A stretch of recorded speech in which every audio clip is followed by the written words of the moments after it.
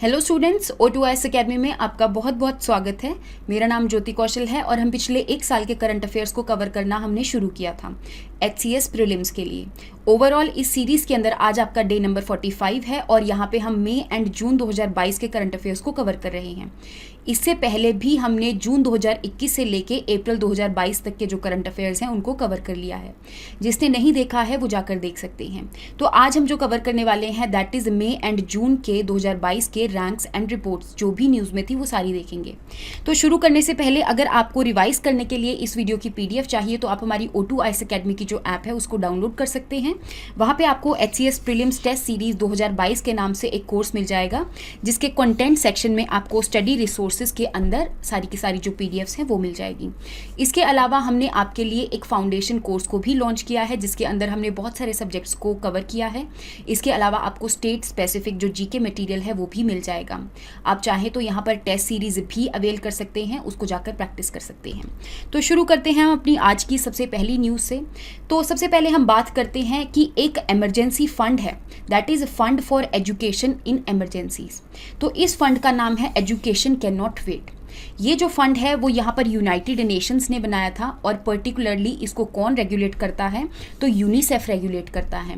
That means यहाँ पे United Nation की एक स्पेशलाइज्ड एजेंसी है, that is United Nation children's fund भी इसको बोल दिया जाता है। अब यहाँ पे जो एजुकेशन कैन नॉट वेट, इन्होंने एक रिपोर्ट निकाली है जिसके अंदर इन्होंने ये बताया है कि जो भी ऑल ओवर दी वर्ल्ड ऐसे स्टूडेंट हैं जो पढ़ना चाहते हैं लेकिन उनको कोई ना कोई जो क्राइसिस है वो आ रहा है और अल्टीमेटली उनको एजुकेशन सपोर्ट चाहिए और सपोर्ट करने के लिए यहाँ पे ऑफ कोर्स उनको फंड्स चाहिए। तो अल्टीमेटली ये जो फंड है ऐसे बच्चों को फंडिंग प्रोवाइड करता है ताकि उनके पढ़ने में कोई भी दिक्कत ना आए।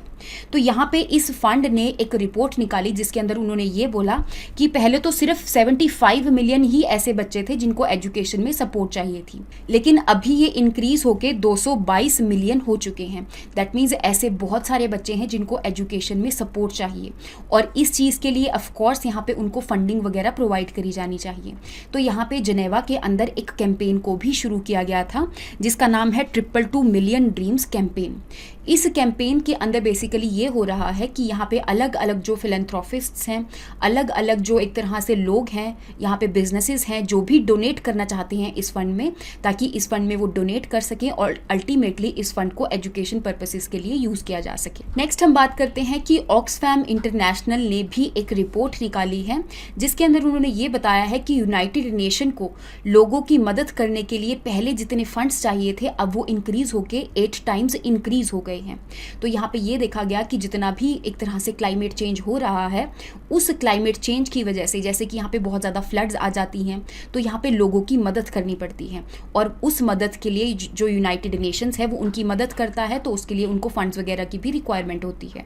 तो यहाँ पे 2002 के अंदर जो यूनाइटेड नेशन है उनको लोगों की मदद करने के लिए 1.6 बिलियन फंड्स की ज़रूरत थी, लेकिन यहाँ पे ऑक्सफैम इंटरनेशनल ने जो रिपोर्ट निकाली है उन्होंने ये बोला है कि अब ये फंड्स इंक्रीज होके 15.5 बिलियन हो चुके हैं। दैट मीन्स यहाँ पे बहुत ज़्यादा जो फंड्स हैं ये इंक्रीज कर चुके हैं और अल्टीमेटली ये इंक्रीज इसलिए किए हैं क्योंकि क्लाइमेट चेंज बहुत ज़्यादा हो चुका है। उसकी वजह से अलग अलग जो नेचुरल डिज़ास्टर्स हैं जैसे ड्रॉट हो गया, जैसे फ्लडिंग हो गया, तो ये सारा बहुत ज़्यादा फ्रीक्वेंटली हो रहा है। तो उसकी वजह से लोगों की भी मदद करनी पड़ेगी और उसकी वजह से यहाँ पर ज़्यादा फंडिंग उनको चाहिए।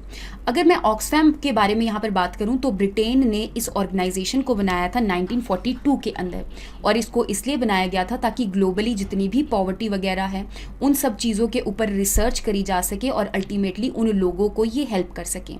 और इसके अलावा भी ऑक्सफैम के बारे में आपको कुछ चीज़ें पता होनी चाहिए, जैसे कि उनका जो हेडक्वार्टर्स है वो नायरोबी केन्या के अंदर लोकेटेड है और यहाँ पे जो ऑक्सफैम इंटरनेशनल है वो एक रिपोर्ट निकालते हैं जिसका नाम है इनइक्वालिटी किल्स रिपोर्ट।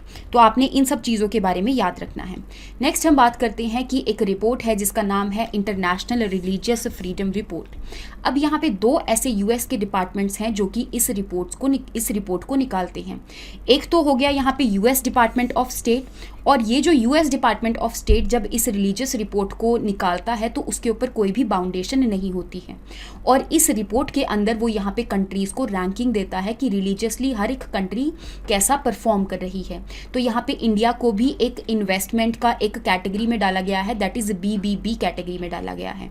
अदरवाइज इसके अलावा अगर मैं दूसरी रिपोर्ट के बारे में बात करूं तो that is also international religious freedom report, जो कि कौन निकालता है? US commission on international religious freedom, ये इसको निकालते हैं। लेकिन ये जो रिपोर्ट है ये एक तरह से स्टैट्यूटरी ऑब्लिगेशन है। स्टैट्यूटरी ऑब्लिगेशन का मतलब ये होता है कि एक लॉ बनाया गया है और उसके द्वारा एक तरह से बोला गया है कि आपने इस रिपोर्ट को निकालना ही निकालना है, और अल्टीमेटली इस रिपोर्ट के अंदर भी कंट्रीज को एक तरह से अलग अलग कैटेगरीज में डाला जाता है। जैसे कि अगर मैं दूसरी वाली रिपोर्ट के बारे में यहाँ पर बात करूँ तो जो कि USCIRF निकालते हैं, तो ये भी अप्रैल के मंथ में आई है, जो कि हमने पिछले करंट अफेयर्स में कवर कर ली है। तो यहाँ पे इस रिपोर्ट के अंदर इंडिया को एक पर्टिकुलर कैटेगरी में डाला था, that is country of particular concern. तो आपने इस रिपोर्ट के बारे में ध्यान रखना है। नेक्स्ट हम बात करते हैं कि जो वर्ल्ड मीटेरोलॉजिकल ऑर्गेनाइजेशन है उन्होंने भी एक रिपोर्ट निकाली है जिसका नाम है global annual to decadal climate update report. अब इस रिपोर्ट के अंदर उन्होंने बेसिकली ये करते क्या है इस रिपोर्ट के अंदर कि ऑल ओवर दी वर्ल्ड यहाँ पे अलग अलग कंट्रीज़ के ऊपर भी ध्यान देते हैं, ये चेक करते हैं कि क्लाइमेट चेंज होने की वजह से हर एक कंट्री पर कितना इम्पैक्ट पड़ने वाला है। तो वर्ल्ड मीटेरोलॉजिकल ऑर्गेनाइजेशन ने इस रिपोर्ट के अंदर ये बताया है कि इंडिया का जो टेम्परेचर है आने वाले अगले 5 सालों के अंदर वो थोड़ा सा नॉर्मल से बिलो टेम्परेचर रहेगा, दैट मीन्स थोड़ा ठंडा टेम्परेचर रहेगा। तो अगर मैं बात करूं कि ऐसा क्यों होने वाला है इंडिया के अंदर, क्योंकि यहाँ पर अबव नॉर्मल जो रेनफॉल है वो रिसीव होगी, दैट मीन्स रेनफॉल ज़्यादा होने की वजह से टेम्परेचर कम होगा।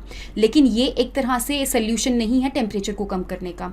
आप जानते ही हैं कि अगर ज़्यादा रेनफॉल होगी तो यहाँ पे फ्लडिंग के चांसेस बहुत ज़्यादा इंक्रीज कर जाएंगे और अल्टीमेटली उस फ्लडिंग की वजह से लोगों पर इम्पैक्ट पड़ेगा। और यहाँ पर इस रिपोर्ट के अंदर ये भी बताया गया कि पूरे ग्लोबली जो भी टेम्परेचर है वो 1.5 डिग्री सेंटीग्रेड्स जो है वो इंक्रीज कर जाएगा, और ये जो इंक्रीज है ये प्री इंडस्ट्रियल लेवल के अकॉर्डिंग है, दैट मीन्स इंडस्ट्रियलाइजेशन होने से पहले जितना भी टेम्परेचर था और अब जो टेम्परेचर है वो 1.5 डिग्री सेंटीग्रेड्स इंक्रीज कर जाएगा, और अल्टीमेटली ये जो इंक्रीज है आने वाले 5 सालों के अंदर ही हो जाएगा। तो अगर मैं यहाँ पे कुछ वर्ल्ड मीटेरोलॉजिकल ऑर्गेनाइजेशन के बारे में बात कर लेती हूँ तो इसको 1950 के अंदर बनाया गया था एक कन्वेंशन के द्वारा, और ये एक यूनाइटेड नेशन की स्पेशलाइज्ड एजेंसी है जो कि एक तरह से क्लाइमेट चेंज और वेदर के ऊपर ध्यान देती है, अलग अलग रिपोर्ट्स निकालती है और पहले ही क्लाइमेट और वेदर से रिलेटेड जो इन्फॉर्मेशन वगैरह है वो कंट्रीज़ को प्रोवाइड कर देती है। इसका जो हेडक्वार्टर्स है जिनेवा स्विट्ज़रलैंड के अंदर है, और इस वर्ल्ड मीटेरोलॉजिकल ऑर्गेनाइजेशन के अंदर जो मेंबर स्टेट्स हैं वो 192 मेंबर स्टेट्स हैं। आपने ध्यान रखना है कि इंडिया भी WMO का मेंबर है। नेक्स्ट हम बात करते हैं कि वर्ल्ड बैंक ने एक रिपोर्ट निकाली है जिसका नाम है वर्ल्ड गवर्नेंस इंडिकेटर रिपोर्ट। अब इस रिपोर्ट के अंदर जो वर्ल्ड बैंक है अलग ग्लोबली अलग अलग कंट्रीज़ को यहाँ पर रैंक करते हैं, और यहाँ पर ये देखते हैं कि हर एक कंट्री के अंदर जो गवर्नेंस है वो कितनी हद तक इम्प्लीमेंट किया जा रहा है। अगर मैं गवर्नेंस के बारे में बात करूँ तो गवर्नेंस का मतलब यही होता है कि एक तरह से जो भी सरकार ने जो भी स्कीमें वगैरह लॉन्च करी हैं उन स्कीम्स को कितने हद तक इम्प्लीमेंट किया जा रहा है, और वो जो स्कीम्स हैं उनका बेनिफिट लोगों तक कितना पहुँच रहा है। तो इस रिपोर्ट को बनाने के लिए या फिर कंट्रीज़ को रैंक करने के लिए अलग अलग मेथड्स को यूज़ किया जाता है, और वो मेथड्स क्या हैं, जैसे अलग अलग लोगों के यहाँ पर ओपिनियंस लिए जाते हैं, बिजनेसेस के ओपिनियन लिए जाते हैं, देन इज लोगों के सिटीजन्स के ओपिनियंस लिए जाते हैं। इसके अलावा यहाँ पर सर्वे भी करवाया जाता है, और इसी सर्वे के अकॉर्डिंग ही यहाँ पे कंट्रीज़ को रैंक किया जाता है कि लोगों तक कितनी स्कीम्स का जो एक तरह से बेनिफिट है वो पहुँच रहा है। और यहाँ पे कितनी कंट्रीज़ को रैंक किया जाता है, तो 215 कंट्रीज़ को देखा जाता है, और अलग अलग पैरामीटर्स को भी देखा जाता है। गवर्नेंस के पैरामीटर्स हैं बेसिकली, जैसे कि उस कंट्री के अंदर करप्शन को कितना ज़्यादा कंट्रोल किया जा रहा है, then is rule of law कितना ज़्यादा फॉलो हो रहा है। ऐसे ही अलग अलग इसके पैरामीटर्स हैं जिनके बेस के ऊपर इस रैंकिंग को या फिर इस इंडिकेटर को यहाँ पे अलग अलग कंट्रीज़ को रैंक किया जाता है। नेक्स्ट हम बात करते हैं कि जो वर्ल्ड इकोनॉमिक फोरम है उन्होंने भी एक रिपोर्ट निकाली है जो कि एनर्जी ट्रांजिशन से रिलेटेड है। इस रिपोर्ट का नाम क्या है, फॉस्टरिंग इफेक्टिव एनर्जी ट्रांजिशन 2022। तो इस रिपोर्ट के अंदर यहाँ पे वर्ल्ड इकोनॉमिक फोरम ने ये बताया है कि जो कंट्रीज हैं बेसिकली उनको करना क्या चाहिए, एनर्जी ट्रांजिशन करनी चाहिए। एनर्जी ट्रांजिशन का मतलब ये है कि जो भी कंट्रीज जो भी अपनी एनर्जी बना रही हैं, जो कि नॉन रीन्यूएबल सोर्सेज से बना रहे हैं, उनको अब रीन्यूएबल्स की तरफ शिफ्ट होना चाहिए। रीन्यूएबल्स की तरफ शिफ्ट का मतलब क्या है यहाँ पर, जैसे कि सन एनर्जी को यूज़ करना चाहिए, in the same way wind energy होगी, है ना। ऐसे तरीके एनर्जी बनाने के यूज़ करने चाहिए जिससे कि इन्वायरमेंट में पोल्यूशन बिल्कुल भी ना हो या फिर कम हो। तो यहाँ पे इस रिपोर्ट के अंदर इन्होंने ये बताया कि अब तक जितनी भी कंट्रीज ट्रांजिशन कर रही है वो इस वजह से नहीं कर रही हैं क्योंकि इन्वायरमेंटल पोल्यूशन बहुत ज़्यादा हो चुका है या फिर क्लाइमेट चेंज बहुत ज़्यादा हो चुका है, लेकिन वो सिर्फ इस वजह से एनर्जी ट्रांजिशन कर रही है क्योंकि उनके पास लैक ऑफ एनर्जी एक्सेस है। दैट मीन्स या तो फ्यूल के प्राइसेस बहुत ज़्यादा इंक्रीज कर रहे हैं, इस वजह से वो एनर्जी को नहीं खरीद पा रहे हैं, या फिर इस वजह से वो फ्यूल को नहीं खरीद पा रहे हैं और अल्टीमेटली उन्होंने अपनी कंट्री के अंदर एनर्जी का ट्रांजिशन किया है।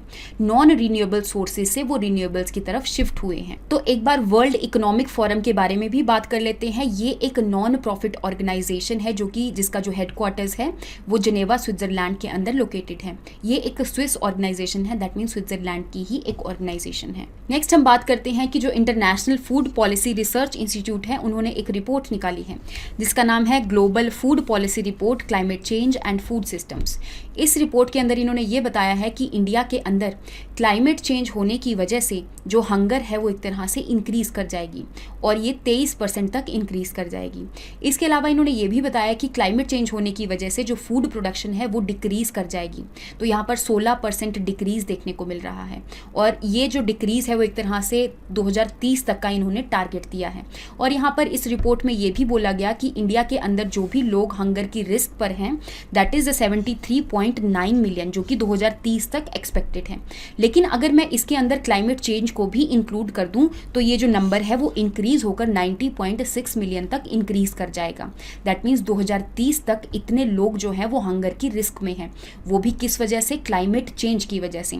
तो आपने इस रिपोर्ट के बारे में ध्यान रखना है। इसके अलावा अगर मैं इस इंस्टीट्यूट के बारे में बात करूं तो यहाँ पर जो इफ्प्री इंस्टीट्यूट है दैट इज इसको 1975 में बनाया गया था और ये भी एक रिसर्च बेस्ड इंस्टीट्यूट है जो कि पॉवर्टी हो गया, मैल न्यूट्रिशन हो गया, देन इज अंडर न्यूट्रिशन हो गया, इन सब चीज़ों के ऊपर एक तरह से रिसर्च वगैरह करते रहते हैं और लोगों को हेल्प करते रहते हैं। नेक्स्ट हम बात करते हैं QS वर्ल्ड यूनिवर्सिटी रैंकिंग के बारे में। तो ये एक ऐसी रैंकिंग है जिसके अंदर ग्लोबली यूनिवर्सिटीज़ को रैंक किया जाता है कि उस यूनिवर्सिटी के अंदर जो एजुकेशन सिस्टम है वो कितने हद तक ठीक है। तो यहाँ पे अलग अलग 6 पैरामीटर्स को देखा जाता है, जैसे कि उस इंस्टीट्यूट की या फिर उस यूनिवर्सिटी की जो एकेडमिक रेप्यूटेशन है वो कैसी है, या फिर एम्प्लॉयर रेप्यूटेशन कैसी है। तो यहाँ पर अलग अलग पैरामीटर्स को देखा जाता है और इस बेसिस पर ही यहाँ पर यूनिवर्सिटीज़ को रैंक किया जाता है। और यहाँ पे 11 सालों तक एक यूनिवर्सिटी जो है वो फर्स्ट एक तरह से टॉप पे आ रही है, that is Massachusetts institute of technology जो कि US की इंस्टीट्यूट है एक। देन इज सेकंड नंबर पर जो आया है that is university of Cambridge जो कि इंग्लैंड की है। देन इज स्टैनफोर्ड यूनिवर्सिटी जो कि US की अगेन कैलिफोर्निया के अंदर लोकेटेड है। यहाँ पे अगर मैं इंडियन इंस्टीट्यूट्स के बारे में बात करूँ तो यहाँ पे जो IITs हैं वो यहाँ पर टॉप 500 या फिर 400 की रैंकिंग में आपको देखने को मिलेंगे। तो यहाँ पे जैसे कि 2022 की जो रैंकिंग थी उसका जो IISc that is Indian institute of जो साइंसेज बैंगलोर है उसकी रैंकिंग 186 थी, लेकिन इम्प्रूव कर ये 155 हो गई है। तो यहाँ पे आप देखोगे कि हर एक इंस्टीट्यूट ने अपनी जो रैंकिंग है उसको इम्प्रूव किया है। और आपने ध्यान देना है कि ये जो QS world university ranking reports है ये 2022 के अंदर 2023 की रिपोर्ट निकलती है, इस चीज़ के बारे में भी ध्यान रखना है। नेक्स्ट हम बात करते हैं इन्वायरमेंटल परफॉर्मेंस इंडेक्स 2022 के बारे में। तो यहाँ पे 180 कंट्रीज को रैंक किया जाता है कि हर एक कंट्री इन्वायरमेंट के ऊपर कितना अच्छा परफॉर्म कर रही है, उस कंट्री के अंदर कितनी ऐसी पॉलिसीज आ रही हैं जिसमें इन्वायरमेंट को ध्यान में रखा जा रहा है। तो हर एक चीज़ों पर ध्यान देते हुए जैसे अलग अलग इनके पैरामीटर्स होते हैं, जैसे बायोडाइवर्सिटी कैसी है उस कंट्री की, प्रोटेक्टेड एरियाज कितने हैं, ठीक है। तो इन सारे पैरामीटर्स के ऊपर ध्यान देते हुए ही उस कंट्री को रैंक किया जाता है। तो यहाँ पे 180 कंट्रीज के अंदर जो इंडिया का रैंक है that is 180th। That means यहाँ पे बॉटम पर इंडिया लाई कर रहा है, और यहाँ पे हर एक पैरामीटर के अंदर आपको इंडिया का जो रैंक है एक तरह से कम देखने को मिलेगा। और अगर मैं इंडिया के नेबर्स के बारे में बात करूँ तो इंडिया के जो नेबर्स का रैंकिंग है वो एटलीस्ट इंडिया से थोड़ा बेटर देखने को मिल रहा है। जैसे कि अफगानिस्तान का 81 हो गया, देन इज़ नेपाल का 162 हो गया, पाकिस्तान का भी हमसे ज़्यादा दिखाया गया है, दैट इज़ 176 हो गया। टॉप 5 कंट्रीज़ को भी आपने याद रखना है जो हमेशा सेम ही कंट्रीज़ होती हैं ऑलमोस्ट, जैसे डेनमार्क होगी, UK, Finland, Malta and Sweden हो गई, है ना। तो यहाँ पर इस परफॉर्मेंस इंडेक्स के बारे में एक तरह से न्यूज़पेपर्स के अंदर भी बहुत ज़्यादा आया था कि इंडिया जो है वो अलग अलग स्टेप्स ले रहा है, और यहाँ पे जितना भी इन्वायरमेंटल पोल्यूशन हो रहा है या फिर जो क्लाइमेट चेंज हो रहा है तो उसके लिए इंडिया बहुत सारे ऐसे सस्टेनेबल स्टेप्स ले रहा है, फिर भी कैसे इंडिया बिल्कुल बॉटम पे यहाँ पर लाई कर रहा है। ठीक है, तो आपने इस रिपोर्ट के बारे में ध्यान रखना है। इसके अलावा आपने ये भी याद रखना है कि इस रिपोर्ट को कौन निकालता है। तो वर्ल्ड इकोनॉमिक फोरम जो है वो अलग अलग इंस्टीट्यूट्स के साथ यहाँ पर कोलैबोरेट करती हैं, that is Yale centre for environmental law and policy, और दूसरा है जो कोलंबिया यूनिवर्सिटी का एक सेंटर है। इन इंस्टीट्यूट्स और सेंटर्स के साथ कोलैबोरेट करके इस परफॉर्मेंस इंडेक्स को निकाला जाता है। तो आई होप आपको यहाँ तक जो भी रैंक्स एंड रिपोर्ट्स हैं उनके बारे में समझ में आया होगा। नेक्स्ट क्लासेस के अंदर हम जो बचे हुए मई एंड जून के जो करंट अफेयर्स हैं उनको कवर करने वाले हैं। Thank you so much and have a nice day.